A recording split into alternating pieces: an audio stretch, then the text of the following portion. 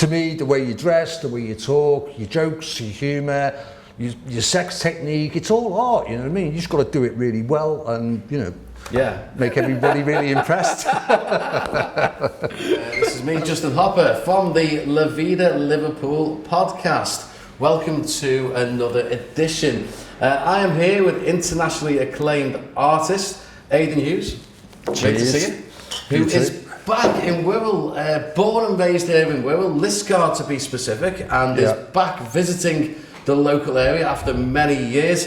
First question to you, Aidan, is been born in Birkenhead and raised in Liscar up the road. What was it like as a young artist being born and raised in the local area here? Back in the 70s, New Brighton was the best place to live, I would say, in the world, not being around the world, you know, but like, I didn't want to leave because we had the Chelsea, the Penny, you know, loads of nice girls, you know, it was a very vibrant place, you know, dance competitions and all that, you know. But I had to run in with some gangsters in about 1978, and up to that I'd been doing gigs in like Eric's, you know, Jane, and that's how I got to know Pete Wiley and all that crew. Yeah. And we were doing quite good, you know, local things, and then a couple of like local gangs fixed on me, and I had to leave the area. And like, it's really funny, but someone said, don't you hate that guy for, you know, making you leave the area? I said, actually, he was the guy that started off my career, you know. And I, as I say, if I hadn't been forced to leave, I probably would have just stayed around here because I love it here, you know. It's brilliant. I mean, I've got to say this, right? I live in central Bohemia now in the Czech Republic, but this here is the central Bohemia of the world, you know. People talk about community. Oh, we're doing this for the community. They don't know each other. You stand up there, literally just stand there. Everyone says hello to each other, and it's artist, poet, actor, writer, like that. And I wished it was like this when I moved here, you know. My dad was an artist, but he had to run a pub, you know. And he always dreamed about going to Paris and Berlin and all these places. But he never made it, you know, the world of work and all this, you know. And he was on crutches by the time he made it to Paris. And I thought, I am never going to be like that, you know. Fuck work. And I worked in Kelvinators and stuff, and I was quite happy. But then the Sex Pistols happened to me, and I went home after seeing him in Eric's. I finished with my girlfriend. I moved out of my mum's house, and I gave up my job, you know. And it was the best. It was a catalyst for everything. And so I started doing gigs, Eric's. That's how I know Jane, you know. And I'd met this guy Malcolm, and that was the pivotal thing in my career because he forced me not to be a pussy, you know what I mean? Very artistic, he had artistic aggression, you know. He didn't do like mealy-mouthed, quiet poems. He was shouting stuff, you know, really passionate about love and socialism and all that. I said, oh, this guy's great. I met him at the Riverside. We were down there. It was a couple of years before it got blown away, like. And he walked in, and I was like, ooh, it's like 6'4", you know, really like Hollywood, handsome guy. And everyone's going, you know, this guy's gay Nazi, you know. And I was like, what? So he come over to our table like that, and he's standing there, and he's going like, which of you is going to sell me drugs? Everyone's like, Jesus Christ, this guy. So I walked up. It turns out that he lived one door away from me, you know. We had a copper living, and I was fascinated by this guy. And he came, I said, come round to ours and meet all the people. And he walked into my living room, and he went, these aren't the people you need to be with, and just literally kicked them out of my house, you know.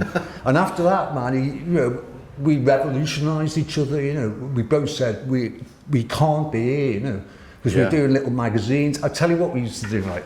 We did like street performance art, and we used to go into schools dressed as terrorists. We took over the bus, and we would go in all the local pubs with balaclavas and go, here's your fucking money, we're collecting for the IRA. People would be pissing themselves and putting money in the hat, and that's how we funded our books, you know. Brilliant. And, but anyway, so because of these guys after me, I moved down to Bristol. Malcolm was in prison, and while I was there, I started getting into these pulp books from the 1940s, you know, and I was reading stuff. I go, this is mental, you know, I can't believe you could buy this stuff from a newsstand. So I sent them to Malcolm while he was in prison, and we started coming up with these stories. But what it was these stories, but made more about Liverpool or New Brighton. So we were calling like all our local gangsters, we put them in there, you know what I mean? But also the language, you know what I mean? What we wanted to do is create a new type of literature vocabulary that was based on slang and tabloid headlines, you know. And I thought, we can't do that here. So we went to Bristol. They were all, the scene in Bristol was just incredible. It was like the Wild Bunch. It became Massive Attack. Of course, yeah. Smith and Mighty, you know. But everybody working in their bedrooms on little bits of equipment and that. And I thought, I've got to have some of this, you know what I mean? This is brilliant, you know. Yeah, yeah. So Malcolm and I started going over to Europe and doing these like electronic gigs and experimental stuff, and I literally can't live anywhere that doesn't have that scene, you know. Brilliant. So I mean, yeah, I went to Seattle, Amsterdam, Chicago, but always that kind of like little bohemian scene that I was after. Yeah. And here it is now in New Brighton. Yeah, I can't amazing. believe it, you know. It's like I've got to go everywhere looking for it, you know. But yeah, I love Dan, man. He's a visionary, you know. He's the sort of people we need, you know. And like what he's done here is amazing, you know. Because I used to walk down here, it'd be all broken over old ladies and smackheads and stuff, you know. Like it was just grim, you know what I mean? Yeah. But as he says, you know, look up. Everybody needs to look up, you know. And I hope that he brings people up here, you know, not just the people who've left, but people from all over the world. We need to make this a hub for the new republic, the new cultural republic. The Tories smash the fucking bits. Yeah. New king, new government. Let's go. Go on, mate. Cheers, mate. Next question.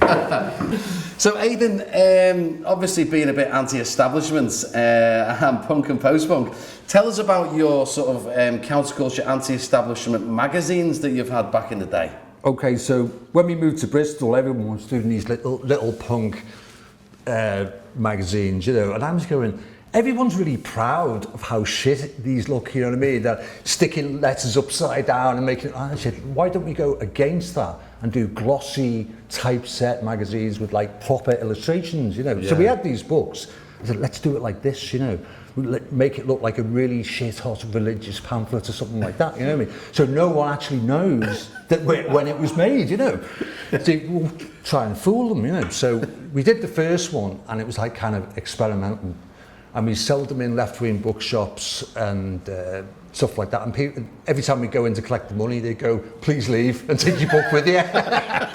So we started selling them outside schools and on the bus. You know, when there's a queue for a bus, we just go around and sell them, you know, take two and all this, you know.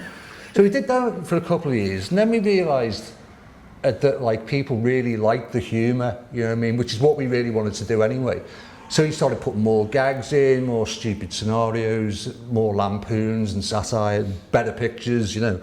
And it got picked up by loads of people, especially in London. You know, they loved it. Advertising agencies, TV production companies, and they said, look, let's get these lads down here, you know. So at that time, youth TV was just taking out. So we started making these little short films.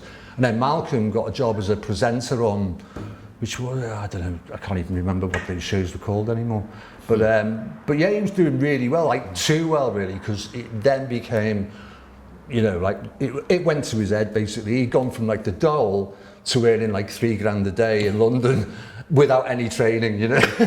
I mean, we were broke, you know. I mean, literally, you know, before we did Brute, we were just like living off next door neighbour's wood. You know, it was just completely broke. And I always say to my students, you know, things like this, these periods of poverty and having a broken heart, you should want them. I said, because this is where all opera and art and music comes from. Yeah, you know, yeah. The tearing of the emotions, you know, getting to that point where, Jesus, right, where? I said, a picture or a record is going to come out of that moment, you know. Yeah, yeah. I said, because that's, you know, you hear these really famous, rich stars, and you listen to him sing, but you know, it's not coming from the heart, like, you know, like a lot of like poor artists and writers, you know, who came up, Shane Meadows and people like that. We all came up through the same Thatcher thing, you know. Yeah. And like at that time, everything was very political, and all my mates were like slagging off Thatcher and blah blah blah. And I said, well, let's not be political about this.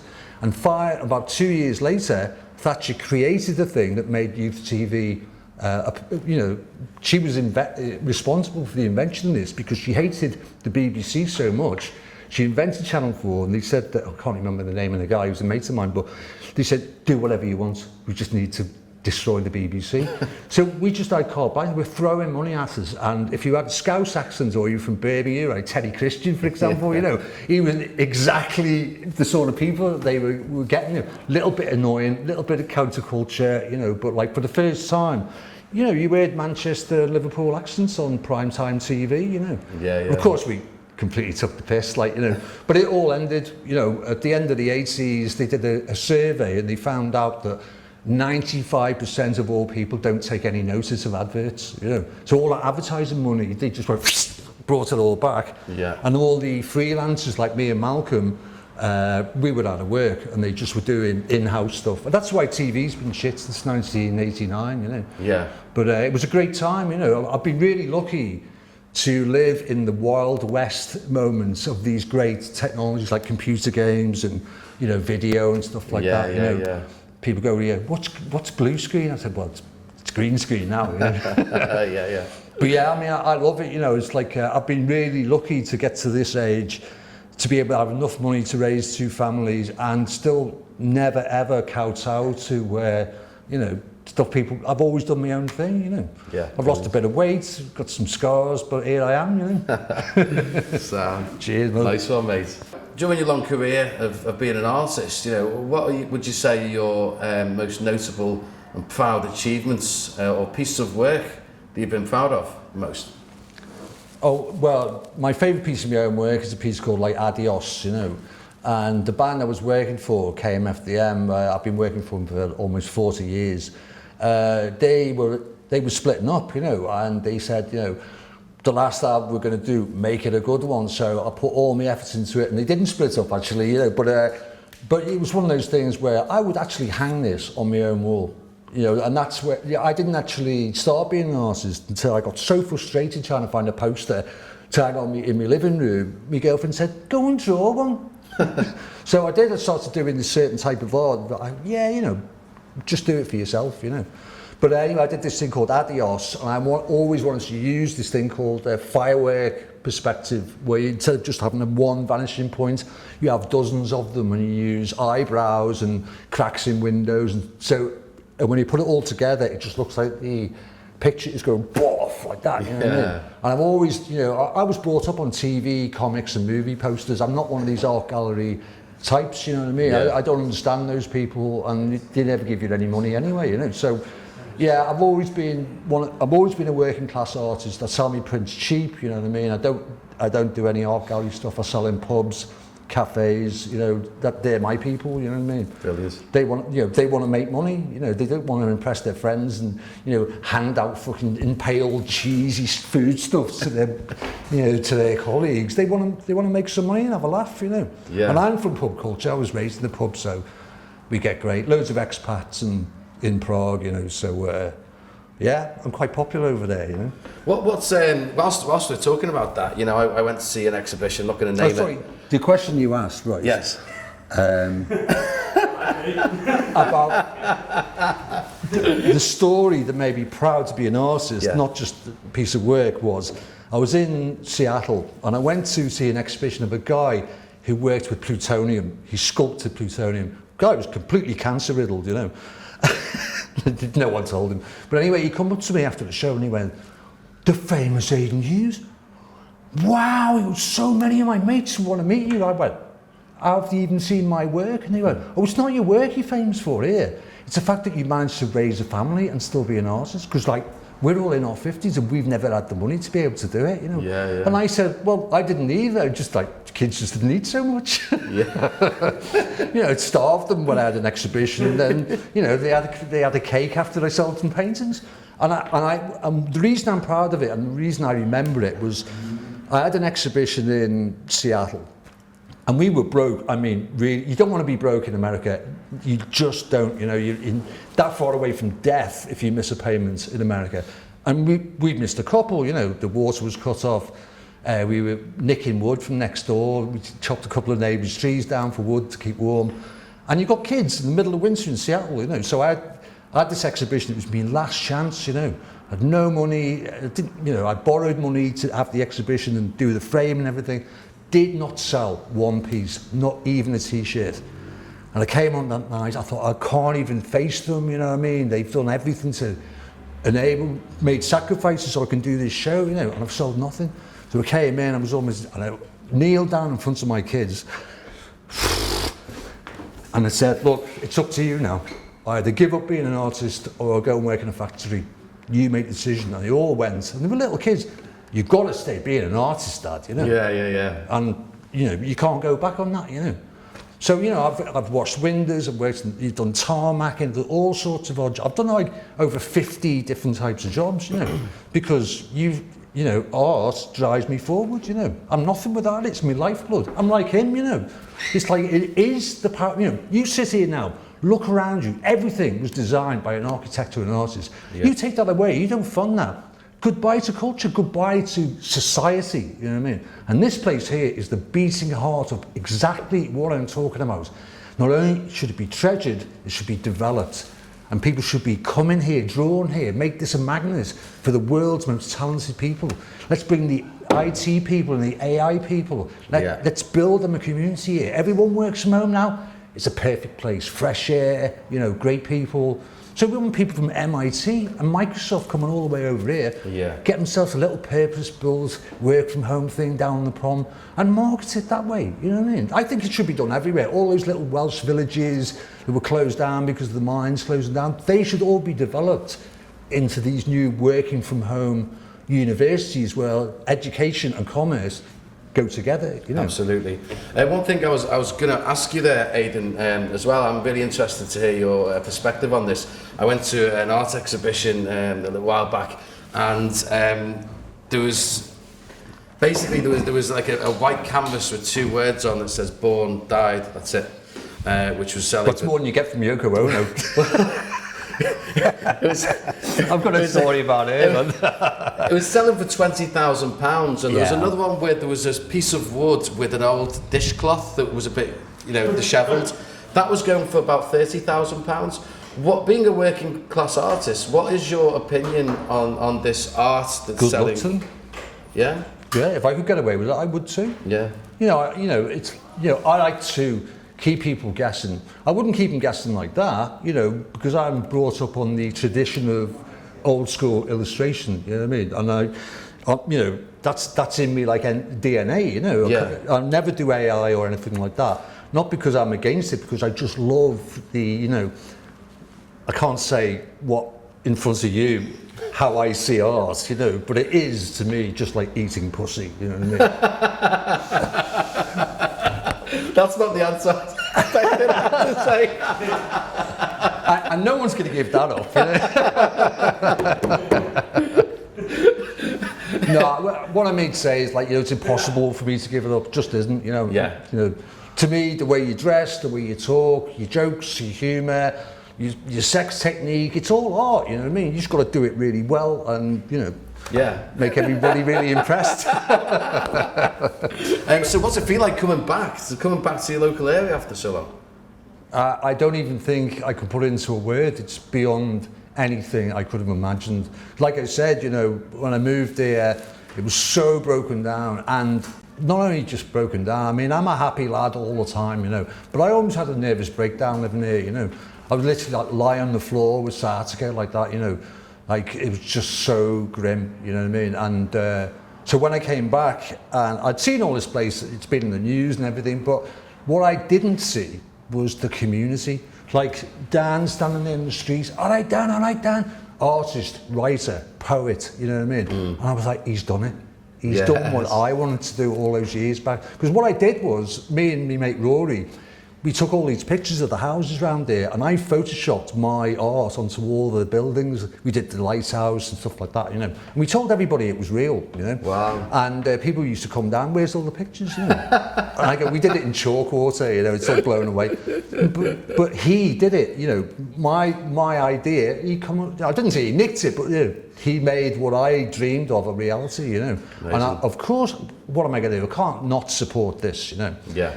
And also, we were talking about the fact the legacy of these very artists who, the Exodus, and so the mural is about the two of us, you know, born and bred in Wallasey, and I wouldn't say it was like giving back, because it was very Philistine when I was here. You know, people they thought being an artist or a poet or an actor was a bit gay, to be honest, you know. And so you didn't really get much support. You know, who's that supposed to be like, you know? I mean, that's all you would get, you know. So I wanted out of that. There wasn't any support system. I wasn't after any funding at all. I didn't want that, you know. I just wanted some clients and to be able to do my job. Then the internet happened. I didn't even need to stay anywhere. I could literally travel around the world, you know, and just work online, you know. And that's always been my goal, to make money while you're asleep, you know.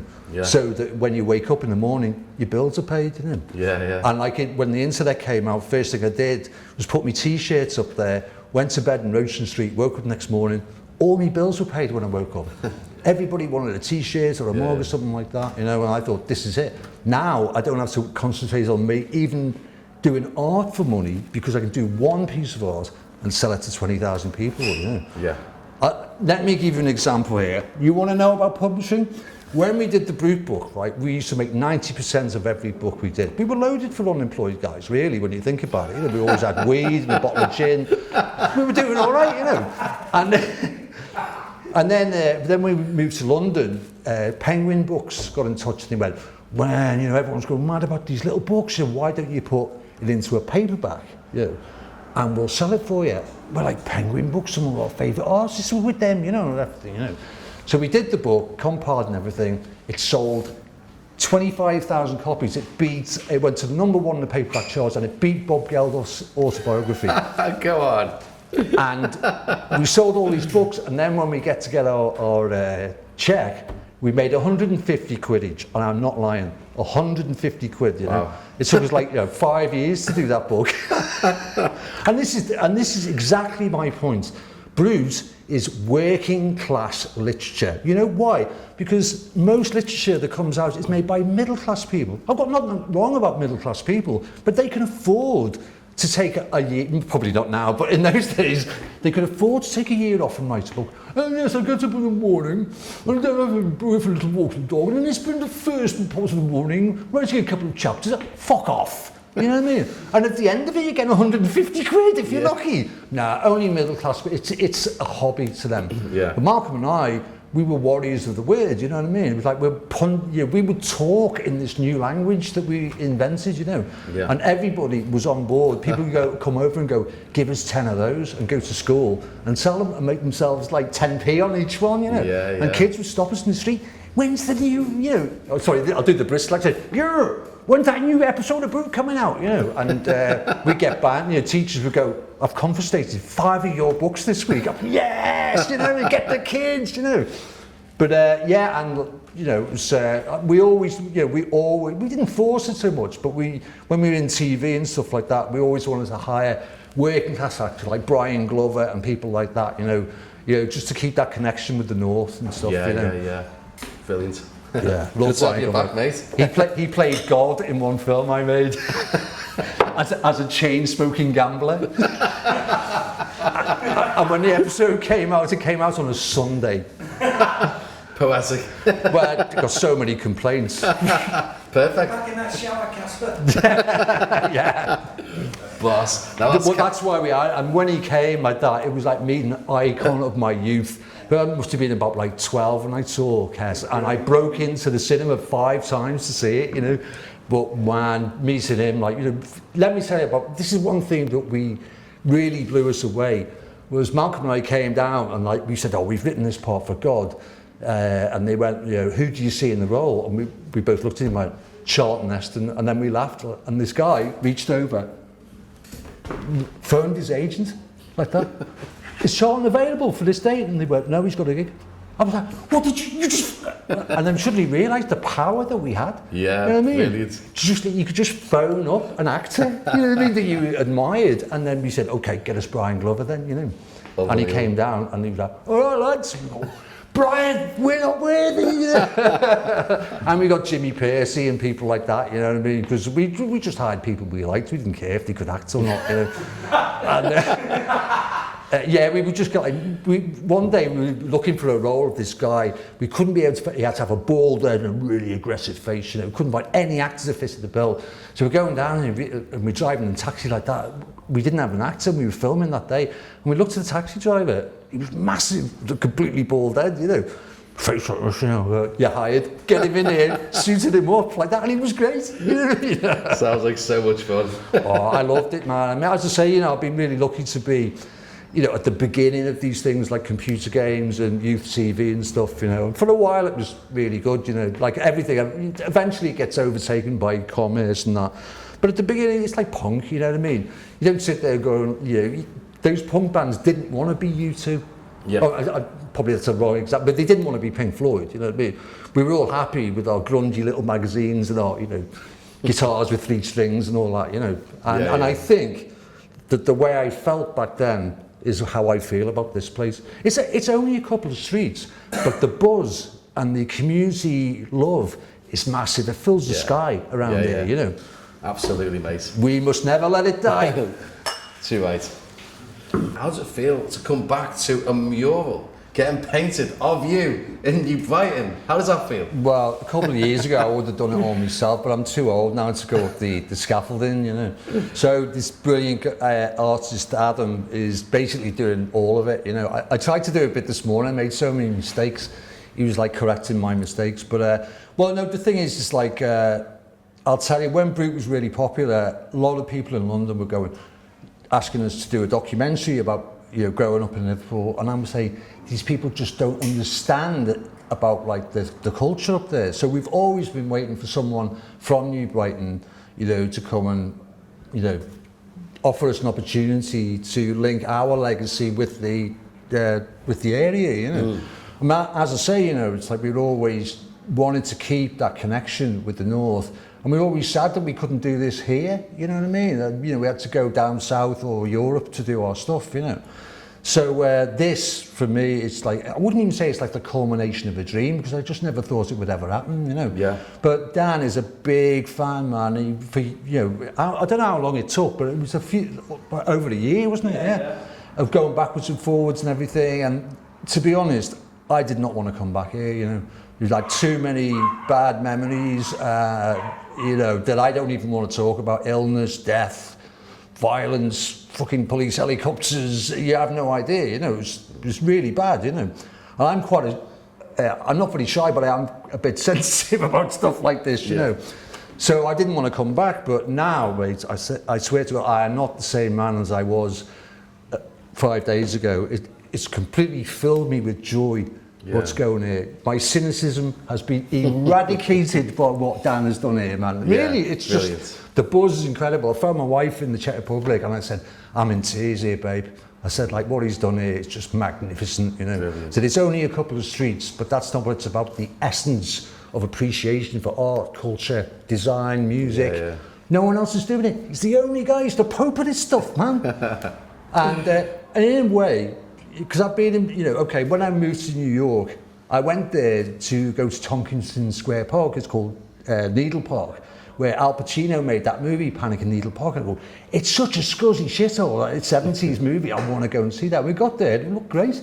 So I said to the fellow, I said, what happened in the interim? He said, well, first of all, a head shop opened, and then the artists moved in. As soon as they moved in, everybody wanted to move into the trendy neighbourhood, and then the artists couldn't afford to live there anymore. He said, it's the cycle. He said, it sounds bad, but you must never interrupt it. And I think here, in some ways, because I've always believed the negative can turn into a positive, the mere fact that the council don't want to know will work to our advantage, because eventually we say, see all this? They did nothing, you know what I mean? Who have you got to thank for this? The people, man. The people. It's always about the people. And, you know, obviously I want this place to succeed, but we have to decide how it will succeed. Do we need loads of money? No, this place has always existed without, you know, Microsoft on the corner or Starbucks or anything like that, you know. And the fact that, like, you know, you can't put like gift shops and all the usual stuff that they have when they develop a community. No one wants it. Even if they can afford it, no one's going to buy it. We're not of that ilk. But what he's done is create a new currency and a new idea, the Republic of New Brighton. You know, it was like Haight-Ashbury. I mean, Haight-Ashbury, when it started in 1968, full of hippies, but no art on the walls. And I lived in Central Bohemia, I went to Prague, but there is nothing like this in anywhere I've been. The soul that is art is right here. And it's breathing like a motherfucker. You can feel it, you know. Yeah. It's more than just a couple of blocks. It's the essence of the feeling, the power of art, you know. Am I right, Dan? Okay, absolutely. It's right. Good to have you back, mate. Yeah. I'm a believer, you know. Yeah.